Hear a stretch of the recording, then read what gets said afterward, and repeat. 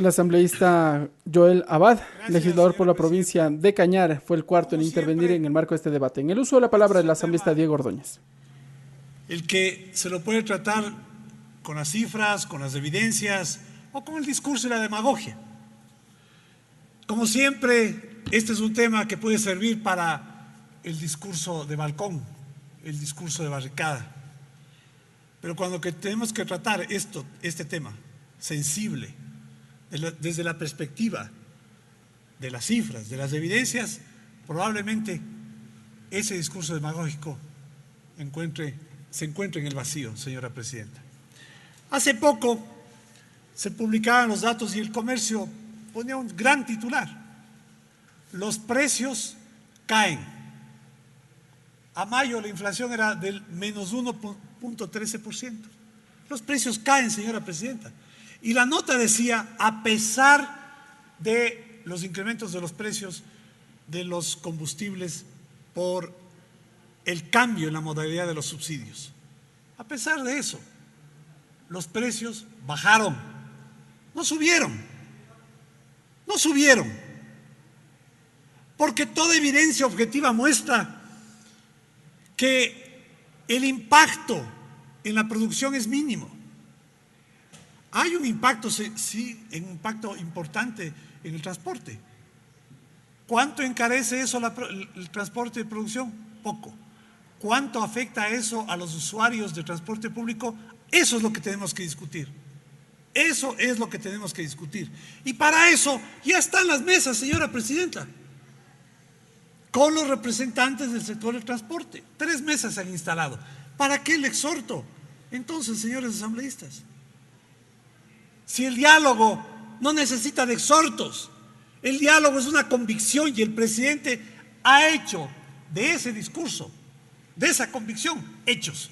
Ha llamado a los representantes del sector del transporte, se ha sentado con ellos y ha estructurado 3 mesas de diálogo. La preocupación es en el costo del transporte, el impacto que eso tiene en la economía de aquellos que usan servicio de transporte público. Bueno, están las mesas para discutir mecanismos que hagan del subsidio focalizado un mecanismo eficiente. Esto es para que no termine beneficiando el negocio de los ricos. Los subsidios, señora presidenta, y por Dios, hay tanta evidencia y estudio que demuestra esto, que no tolera un discurso demagógico. Son regresivos. Los subsidios, señora presidenta, benefician a los ricos. El subsidio al diésel se representa en casos las utilidades de empresas de pesqueras. Cuando usted revisa el balance, hay empresarios que dicen: la utilidad está en el subsidio. ¿Qué estamos haciendo entonces, señora presidenta? Pasar el dinero que debería estar utilizado en programas de ayuda social, me refiero no de populismo ni clientelismo social, sino en programas de educación y salud, estamos pasando al bolsillo, a los balances de los ricos. Y esta es la verdad. Los subsidios, señora presidenta, son regresivos, son regresivos. Entonces, cuando queremos discutir esto, tenemos que discutir teniendo en cuenta estos elementos y no el discurso, pues, de que esto afecta, ¿no? Y aquella literatura que se expresa verbalmente en relación a un supuesto impacto del incremento de los precios de los combustibles. En aquello que se afecta, ahí focalicemos. Discutamos mecanismos de focalización. El diálogo tiene que ir para eso. Y para eso el presidente ya ha convocado a las mesas de diálogo. El diálogo, señora presidenta, para decir: hay que derogar los decretos y hay que congelar el precio de los combustibles. Eso no es diálogo, pues. Porque ya hay consigna. Ahí hay posiciones definidas sobre las que no existe espacio para discutir. Hay que tomar medidas que favorezcan al conjunto de los ecuatorianos realmente, y no solamente en el discurso. Entonces, señora presidenta, para decirle que ya lo que está exhortado ya está hecho.